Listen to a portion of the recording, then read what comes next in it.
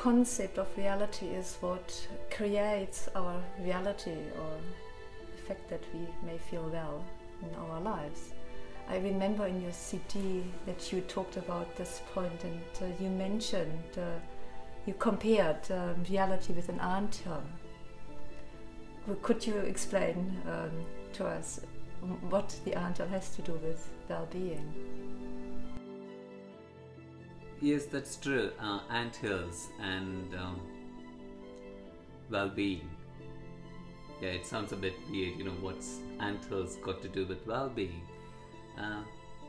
But I have always had a great fascination for watching ants and anthills, especially as I come from southern India, where I grew up, which is a very hot and humid place, and ants would get in anywhere.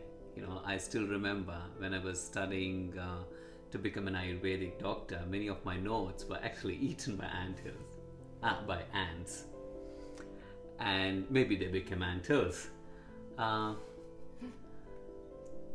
What I'm really talking about, the analogy of anthills in my CD, is when you watch the ants, the parcel that they carry on their back, a little grass or a little particle of earth, it looks so insignificant. But if you look at the industrious way in which these ants, they march in a line and carry these little parcels, at the other end you can see a huge anthill, which perhaps will have taken months to take that form. Sometimes we kind of ignore the little experiences in our life.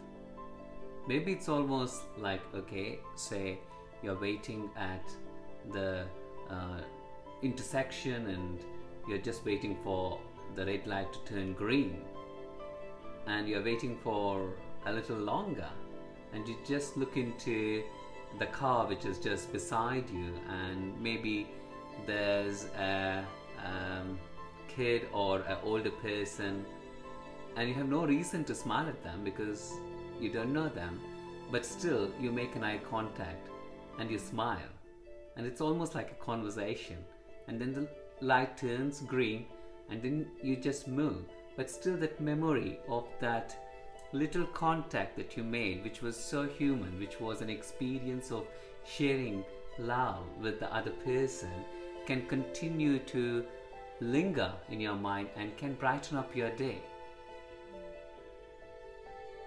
So little experiences in our life which we constantly try to ignore may become the realities of how we experience a state of being. So the message is really that let's not ignore passing experiences as insignificant, because this insignificant amount of earth or a piece of leaf, if that can become a huge anthill, then insignificant experiences can finally become the material or building blocks of our life.